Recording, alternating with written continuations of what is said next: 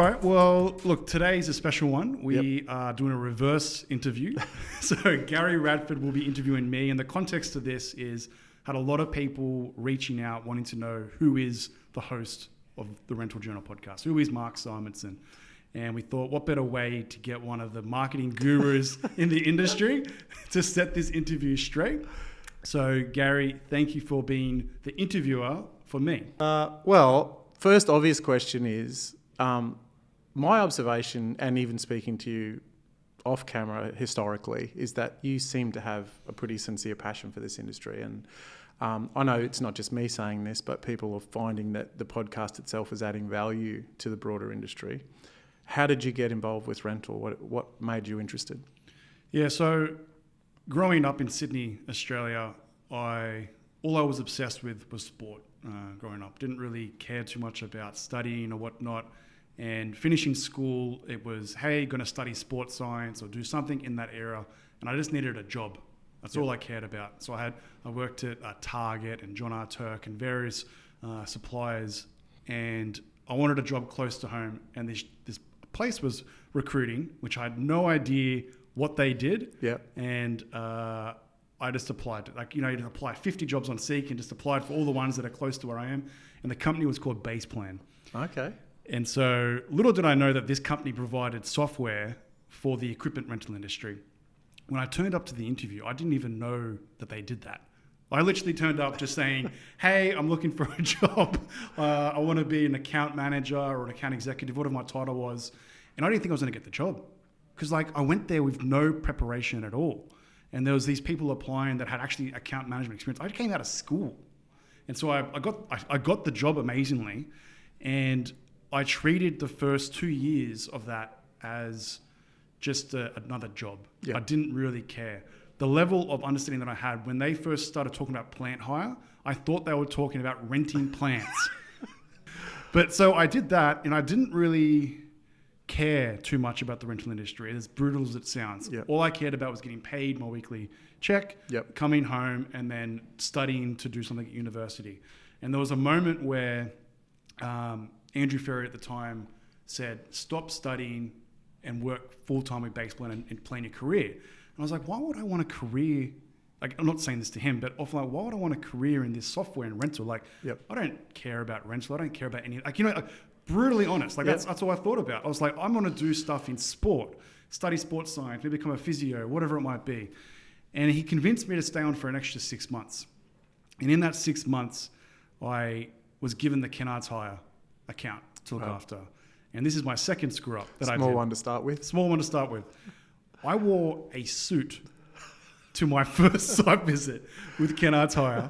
I went there, I came back, Kennards hire complained to Base Plan on who this person was.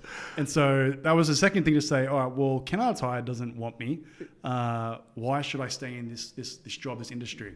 And that was almost like a bit of a flick. It almost triggered a moment where I want to convince Kennards hire that I can do this job. And so from that point, I decided to dedicate as much of my knowledge to learning about Kennards hire. Not learning about Base Plan, learning about Kennards hire. I think in the first 12 months, I visited probably half of their stores. I went up to Queensland, Western Australia, Victoria, New South Wales, visiting all of them. And I learned so much about the rental industry just by visiting these people and learning. And that was the moment where I was like, well, if I take all these learnings and apply it to my actual job, how much better would I be? Yep. And that was the first big change, where it went from me not caring about my career in rental to me then focusing on rental itself and understanding the challenges that businesses have. So that was really my first true introduction to rental. Well, I think that most people watching who are in the rental industry would say that's the big gap that software providers have, whether it's an ERP or a CRM, is that there is quite a bit of nuance in rental, and often the vendor doesn't really appreciate that. So. Yeah, I think so. And the part of it is actually showing an interest in what the company is doing. And for me, that was really the part where I'm going to go from being just an employee of a company to showing an interest in what this company is actually providing and understanding the problem. So that was really my introduction, and then my career grew from Base Plan from there onwards. Okay. Kennards is obviously a pretty good first client to be introduced to for a number of reasons. Obviously, you've got scale.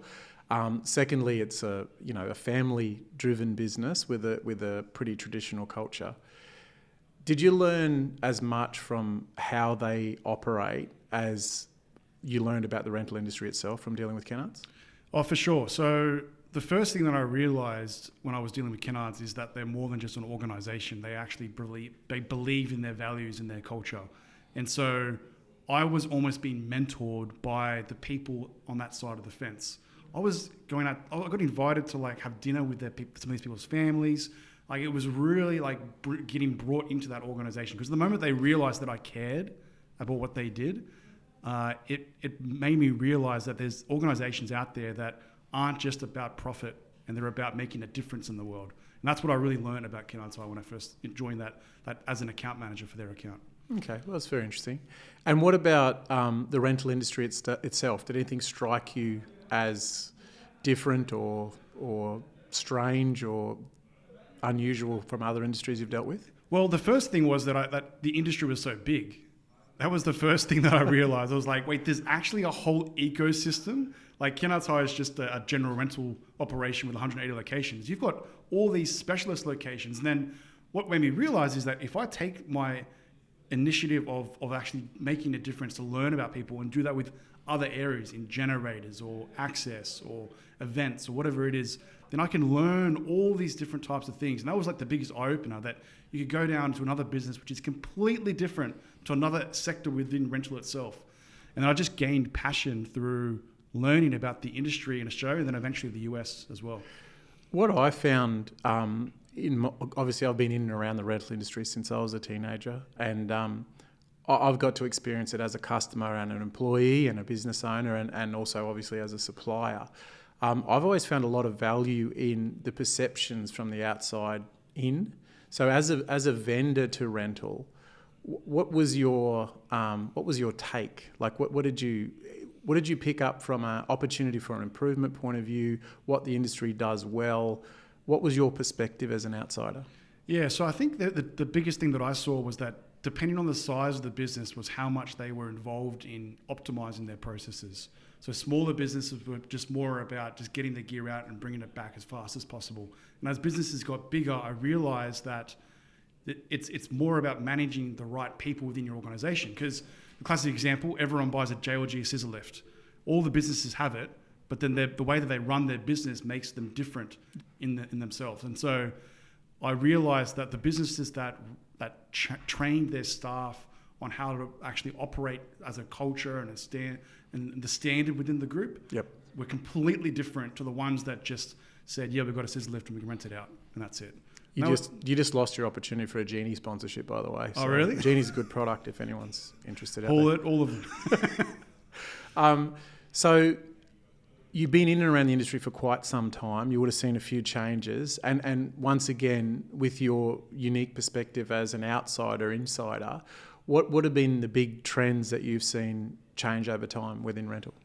Yeah, so I think the growing opportunity for different diverse bits of gear within businesses. And so I think you saw the opportunity for businesses to actually learn from like the United States and bring those bits of gear into the country and then diversify into different sectors.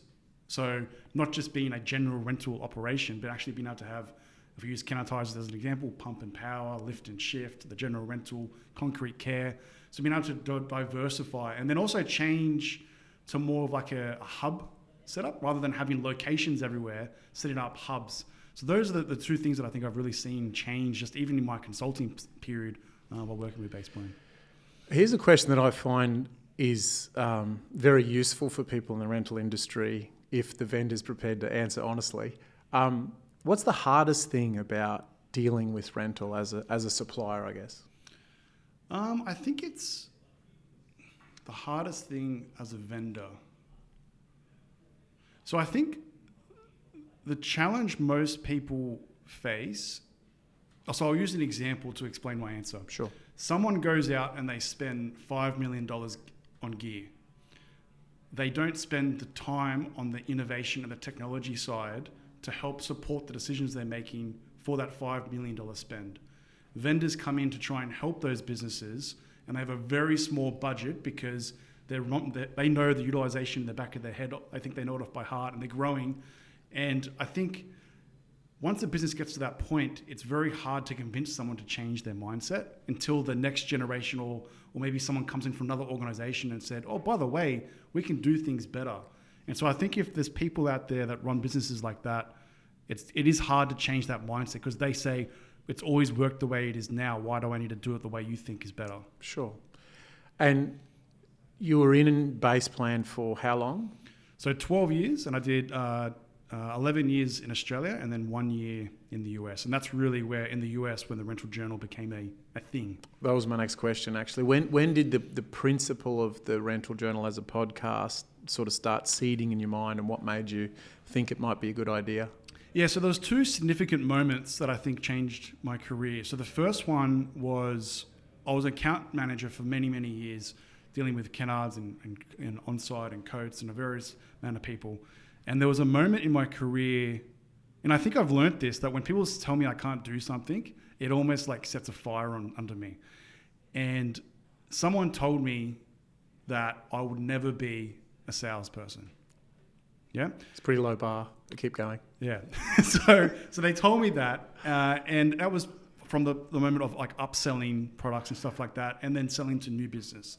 So this person told me that I would never be a salesperson, and there was two options. It was either I accept what they say, yep, or I just ignore their opinion and then have my own destiny and I control it myself.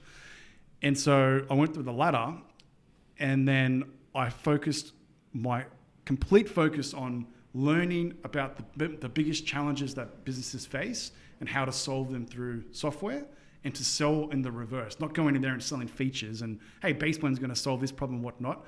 Actually understanding and spending so much time, like almost focusing on all the problems and come up with solutions, and almost like a pre-sales architecture. And that changed my career again, because I went from just doing branch tours around Australia and just meeting, greeting people, to actually getting under the sheets with people and being that trusted advisor. I would turn down people every week. And this is a big thing. People would come to me for software, and I would tell them to go to Point of Rental, or I would tell them to go to Inspire or MCS, because I would say they're not a good fit. And they would be very confused. Why are you telling me to go to my competitor? And I would say to them, you don't have enough budget, you're not the right point in time, you're not the right fit with your solution. And that trust, with the combination of me wanting to learn, changed my direction for my career from an audience standpoint. I now had a huge network of people that saw me as like that trusted advisor in the industry, which is very, very rare in sales. I totally agree. I think it's the key to sales. But focusing more on, I guess, the shift towards the podcast idea. It's an entrepreneurial thought, right? So it's a little bit too simplistic to say you decided to start a podcast. You really made a decision to become an entrepreneur. And in my experience, entrepreneurialism is like a disease. Once it cracks open in your mind, it just never leaves you alone. It haunts you until you make it happen. Can you remember how that kind of seed started to unfold and got momentum and eventually became something? I don't know if you agree with this, but in my experience is that once you have an idea like that, it gets away from you and you really can't stop it. You have to do it, otherwise you'll be unhappy, I guess. Yeah, so I'll talk through the process, what happened. I realized that I had a huge cast of that networking, which I just spoke about. And at that point in time, I realized that I wanted to eventually have my own business. I wanted to like grow my own brand and build up something that I have control over and grow it into something like you mentioned, and get that addiction to being an entrepreneur. I didn't know what it was, but I knew I had a big amount of people that I could talk to. So I was like, let's just start with the basics and just interview people. Now, at that point in time, I was very nervous about getting behind a microphone. So I literally called up like 5 people and said, if I send you these questions, will you send me back answers and we're going to publish them on a website? And people were like, sure, we can do that. So I did 30 interviews where I had the same questions written down, and I created a company called the Rental Journal, and people would write those answers, and I'd publish them on a website. And it got to the point where I realized that people were actually reading the answers. The trigger that got me was I'd interviewed someone from Sunbelt, and I saw that there was close to 250 clicks in like a day on this particular article. And I was like, people are actually reading what I'm writing. Like it blew my mind that I could actually just write questions, get someone to fill them out, and people would actually read it. And I thought, well, maybe this could be a business. And at the same time, I didn't know what that business was, but the person that really started this, his name is Paul Weaver. He's from Mackinacs. So Paul wanted to come on and write an article, but he wanted to do it via Zoom. Wanted to say the answers, and I was going to rewrite it. Midway through, I was like, this is a podcast. We didn't even know that we were doing the podcast. Yeah. And so at the time, we were called the Rental Journal. And so we did the editing, and it came in 12 minutes or 16 minutes. And that was the birth of our very first interview. And I think episode 3 was like Andy Kennard. We went from Paul and then straight to the top with Andy. And then all the way down to Mark Snook eventually. Yeah, we got Snooky in there, and then And then you'll bottom out when you get to Gil Milton, and then it's your career's over. It's back to base plan. That's it. That's how the Rental Journal was born, and there was no preconceived thoughts around wanting to make money or wanting to like create a business that's going to change the world. It was like, I want to interview people and share their stories and actually just give back to the industry that's given me a career. Because if you go all the way back to the very beginning, those first 2 years where I didn't really give a shit about the industry, and you go today, I'm probably one of the most passionate people in the industry that wants to give back. And I feel like there's been a build up to this moment, and now it's finally really starting to transpire into a business that I can own. So just chasing that thought down the rabbit hole for a second, what do you think is the value of a podcast like this in giving back to the industry? How does it help the industry in your view? Yeah, so there's a few ways to it. So the first one is we can just learn about someone's story. That's the 101 thing. So someone can tell their story and say, this is how I got in the industry, this is the business that I've built up, or the roles that I've gone through, and just sharing their experiences. But then I realized that you can interview two very similar businesses and they have very different stories. And so it's about educating others in the industry around how they've grown their business or their roles, to then just give them some ideas. There might be that 2-minute glimpse of audio or video that they watch, and it might give them an idea about what they want to do. It might create an opportunity, and a number of people reach out to my guests and say, I listened to your podcast, I think we can collaborate on something. And the third thing is, which is a very passionate one, is educating people outside of the industry. Letting them know that there is actually an industry for renting equipment and getting more people on there. And we're doing that because we're getting on LinkedIn, and we're reaching people that in construction even, or outside of the industry, that then learn about the industry itself. With that in mind, so people you talk to outside the industry, what do you think is either the perception, or are there any common misperceptions about the rental industry that you think, people have this view of the industry, but it's really different? Or I think most people that are outside of the rental industry think it's easy. They think it's just, what do you mean? You just put it out on rent and it goes out and you bring it back. They think it's like renting a video from Video Easy or Blockbuster. Yeah. But when you've got these high value assets, there's a lot of processes that are in place. Compliance, service history, getting things on site, managing the rental rates, billing them accurately, managing like your 10-year services, all that sort of stuff that needs to come in here. Whether you're going to manufacture your goods and do capital preparation, all those things that most people outside the industry have no idea about. And so I think that's a big part that I want to try and educate and let people know it's more than just renting a video from Video Easy. And was there an interview along the way so far where you realised you were fully hooked, like you found that it was something that is going to gather momentum, you're starting to enjoy it, and you can really see the future of it? So I don't think there's one set interview, but I think the moment that I started getting messages on LinkedIn from people I had no idea who they were, saying, hey, thanks for the podcast, I listened to it on the way to work. Or someone added me and going, hey, listen to the podcast on the weekend. And I was thinking, wait a second, like this is actually giving back to the industry. And so I thought there is no other platform around the world that's putting content out consistently. So I thought, all right, to give back to the industry, I'm going to release content every single week. Every single week, I'm going to put out an interview from Australia or the US or Canada or New Zealand, wherever it is around the world. And I'm also going to take those small clips and then put them on LinkedIn and share them every single day. And eventually that's going to grow. And the moment that I started getting more people interested in providing feedback, that's when I thought, I can actually do this full time. I can really put my passion towards this and grow this into something where I can give back to the industry and do something I love. One thing I think people, especially in the Australian industry, might be surprised about is how much traction the podcast gets overseas. Can you talk a bit about that? What are the other markets that you were surprised to pick up a lot of listeners in and feedback from?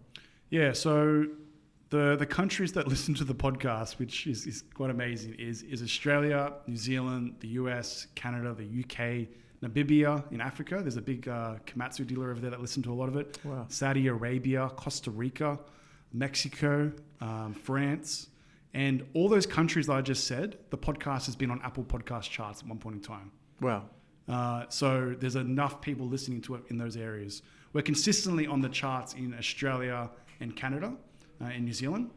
But there's businesses that, again, I've never heard of that reach out to me and say, hey, I love the podcast. And they're from like a small town in Kentucky.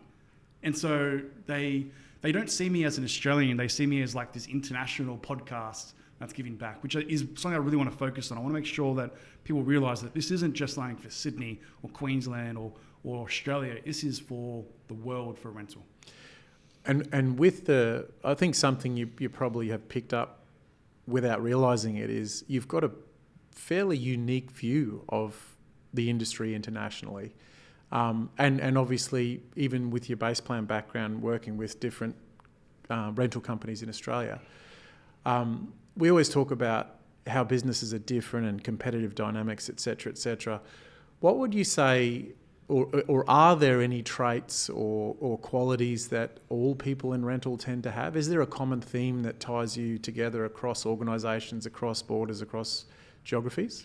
I think it's the really good rental businesses that I've seen globally, not just in Australia, are the ones where the leaders of that organisation can paint a very clear picture and they can get their entire organisation across all divisions, sales, rental, service, parts, financials, to be all going in the same direction at once. It's very easy for the service division to tail off and hate the rental team because they're doing this and doing that. So the leaders around the world that can do that have very similar qualities amongst countries. And so I think there's a lot of learnings when you look at like a business like United Rentals or Kennards Hire or whoever it might be, or Coates. You can learn a lot from them just from the way that they manage their employees and how they push forward. You can also learn a lot from the businesses that are doing bad or have been the same way for a very long time. Let's expand on that. I'm sure that's something everyone would be interested in, given your exposure to a lot of leaders in the industry. What is leadership? Why does it matter? What are the traits you've seen that are universally successful, and what are the ones that might be less so or even perhaps a little bit toxic? Yeah, so I think it's, from the interviews I've done, calmness seems to be a very big trait for leaders. Being able to like stand in the middle of chaos and not react, and in that moment making a decision and standing by that decision. In rental, things move pretty quick. You need to make decisions very, very quickly. And you can't stand around and like talk in a boardroom for like half a day about the decision. You need to make the decision and run with it. And you can make a bad decision, but as long as you make up for it and you make sure that the team own that decision moving forward, I think that's probably the first big trait. Being calm and resilient in chaos and being very clear around what the decisions you want. And then the second part of it is being able to attract great people to your organization that believe in your vision. And the only way you can do that is by having a leader in an organization that understands rental. I think it is hard for someone that comes outside of rental to then be a CEO of an organization that doesn't actually truly understand. I interviewed Cooper Equipment Rentals in Canada, and Doug Doherty is the CEO. He's been in rentals since he was 10 years old, like a very, very young age, through his family business. So now he's the CEO of one of the largest rental companies in Canada. he understands what it means to like wash the toilet when it comes back. He understands what it means for service and all that sort of stuff. So the leadership of being able to work through an organization is a massive thing for rental as well. Just to reinforce your point on that, so obviously I've gone in and out of the industry, worked as a supplier, as an employee, et cetera, et cetera. When we have organisations that both sell and rent, we have a mantra that says, if we bring in a new salesperson, you can teach a rental guy to sell. It's very difficult to teach a sales guy to rent. It has a lot of nuance about it. Yeah, talking about that, I was chatting to a company in the US, and they were trying to combine the training for this capital sales team for dealers with rental. And they were basically saying they're just going to train them the same way and they're going to be able to do it. And they were wondering why the rental division was failing. And it was because they weren't really like embracing what it means to rent something. How do you maintain a relationship with the person? How do you grow trust with that person? Once you sell the machine, service does the rest of the sales because they just maintain it. With renting, there's an ongoing relationship that you got there. So that's something that I think I truly agree with. You can't just have the same sales training for both divisions. I think you're onto something there, that rental is literally a service industry. It's not about a product. It's about a customer. It's really about not failing, right? The customer doesn't really want a whole bunch of vibe shafts and helicopters. They want to make sure that their job doesn't get held up.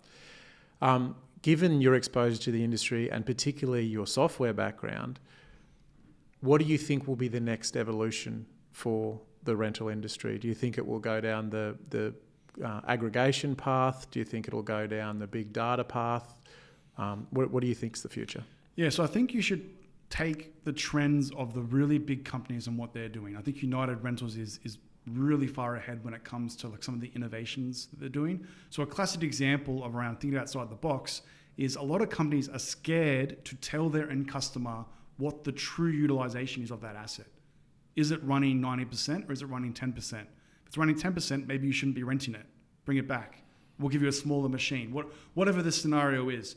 And so I think there's going to be companies around the world that use technology to enforce and improve the relationships that they have with their customers, but it's going to mean there's going to need to be more transparency. And so I think some companies, they're going to be held back because they think that they're going to lose revenue, but the ones that put that aside and realize, no, but we're going to improve our customer satisfaction, our customer journey, it'll completely change the industry, whether it's renting online, whether it's being able to see where my asset is and what the utilization is, whether it's being able to off-hire something, off-rent something in the field, whether it's about getting deliveries via text messages to know, hey, your gear's just around the corner. All the stuff that you can build on an ecosystem of your technology will change the way that you interact with your customer. And the ones that don't embrace that, that's fine, but they won't be moving ahead in the next 10, 20 years. They'll be just sort of in the background. Speaking of the future, how do you see the rental, or today it's the Radford Journal, obviously, because I'm interviewing you, but how do you see the future of the podcast going? Do you think you'll stay focused on rental? Will you broaden out a little bit more? Will you have separate brands to look at different industries and kind of lift what you've done there? Or do you think there's still a lot more to go within rental? Yeah, so the plan at the moment is, as you can see, we're doing video now, is to run video for probably 6 months or so and see the transaction, the traction we get from that, to see how it grows and really improve to make sure that we're giving the best possible content out to the end consumers. Once that grows there, it turns into the Rental Journal might end up becoming more of like a marketing agency potentially, because we've got the skills now to actually build content. And one of the biggest challenges that most businesses have is they can't create content. Sure. And so there could be an avenue where we start going down the content management side for a marketing side. We might continue to grow overseas, do more in-person podcasts overseas. And eventually, as you mentioned, there's an opportunity maybe to like diversify and maybe have a focus on construction or whatever it might be as another niche market rather than just rental. Really just want to take small steps. And this is something that I've learned on the way as well. When I first started the Rental Journal, I wanted the results, everything. I wanted to know the progress constantly. Taking those, like actually saying, we're going to take 6 months to look at how video goes and not rush it, completely changes your perception on how something might be a success or not, because you've actually got the data to make the decisions. So that's what we're really focused on. I'm interested in your perspective as an entrepreneur in general, who's literally gotten to a point where you're building a livelihood out of your own sweat and effort. What's your advice to other people who want to go out on their own? Not necessarily just to do a podcast, but the people that are sitting around umming and ahhing, they've got that entrepreneurial itch in the back of their brain. They're feeling a bit scared. They're a bit nervous. What would you say to them? So I would say the biggest skill that I've gained in the past 10 years is networking. I didn't know what networking meant. I thought networking meant going to a trade show, standing at a booth, handing out flyers when someone walked past. And I hated that. I hate trade shows. Not to put down the trade shows.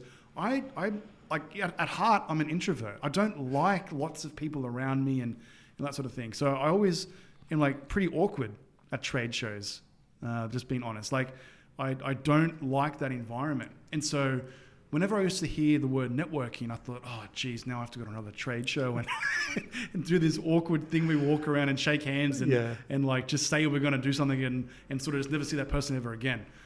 And then I realized one day that networking is actually just chatting to people in the industry, and it can be one-on-one and just sharing your perspective. And so I started just talking to more people, like taking the time in the week to talk to more people, whether it be through the rental journal or not. And I would do like I would try and talk to 3, 4, 5 people in a week, even just on Zoom. Just, hey, I just want to learn about what you're doing, where have you come from, and I just want to share some ideas of what I'm working on. I've spoken to you many times about the rental journal just to get your advice. And that once you understand that that's networking, business ideas come from that. Because you share an idea with somebody and they say, oh, yep, there's a real gap when it comes to, I don't know, whatever the gap is in that person's business process. And you think, wait a second, am I passionate about that? Do I care about solving that problem? Do I think I can make a difference? You ask enough people the same question, and then you just need to back yourself and then slowly start chipping away at it. That's how you start a business. So that's the how. What about the vulnerable bit? What about the fear? The what if I stuff it all up? What if I embarrass myself? What if I go broke? What if I can never get a job again? How do you cross that gap? How did you decide to do this full time? I guess as a bit of inspiration to other people who are, like I said, they've got that entrepreneurial itch and they're just not sure. How do you overcome that trepidation? So when I first started the Rental Journal podcast, I was very judgmental on myself.